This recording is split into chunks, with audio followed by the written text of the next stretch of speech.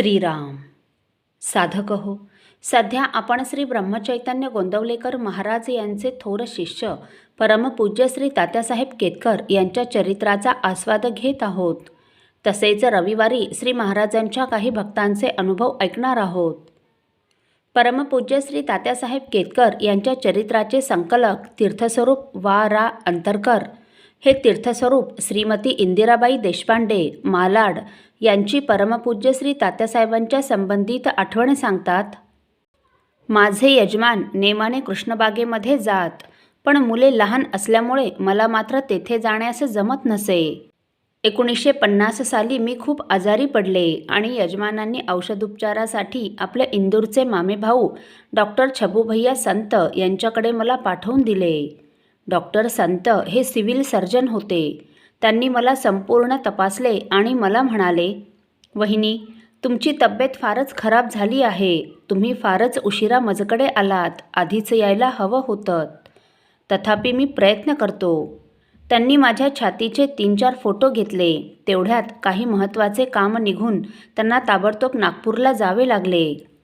त्या दिवशी रात्री झोपेत महाराज स्वप्नात आले आणि मला म्हणाले, तुला काहीही झालेले नाही, तू घाबरू नकोस.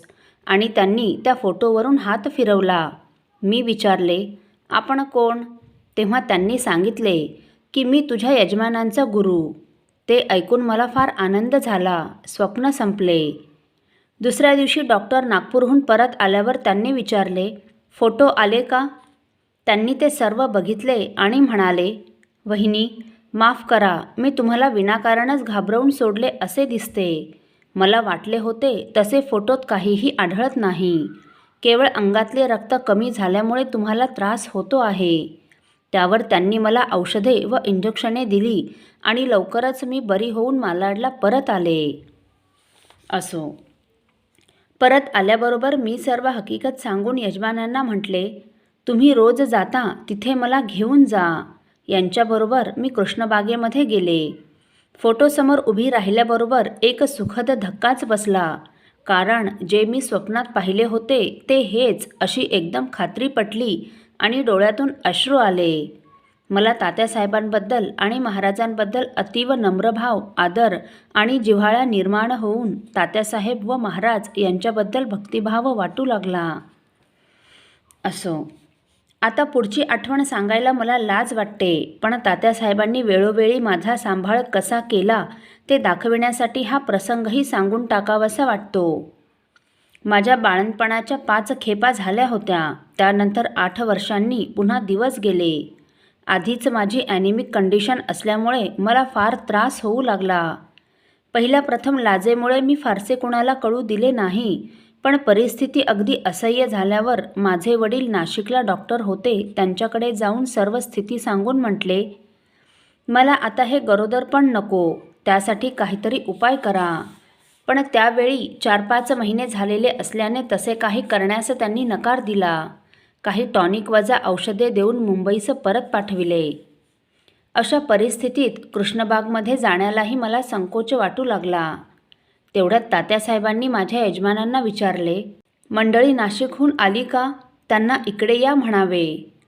तात्यासाहेब काय म्हणतील या संकोचित मनस्थितीतच संध्याकाळी मी गेले.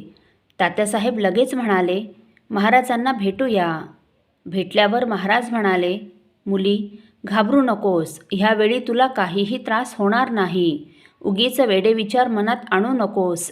जे होईल ते रामाच्या कृपेने चांगलेच होईल. तू निश्चिंत रहा. पुढे 4 महिन्यांनी प्रसूती होऊन मुलगी झाली. पूर्वीच्या मानाने मला काहीच त्रास झाला नाही. तात्यासाहेबांनी वामनरावांबरोबर माझ्यासाठी प्रसाद व अंगार हॉस्पिटलमध्ये पाठविला. आता त्या मुलीचे लग्न होऊन तिला 1 मुलगी व मुलगा आहे. असो, साधक हो, पुढील भागात देखील आपण तीर्थस्वरूप श्रीमती इंदिराबाई देशपांडे मालाड यांची परमपूज्य श्री तात्यासाहेबांच्या संबंधित आठवण ऐकणार आहोत. श्रीराम समर्थ.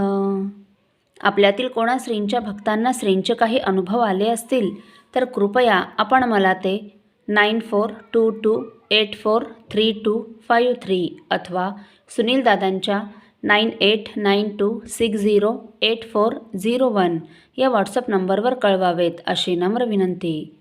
श्रीराम समर्थ.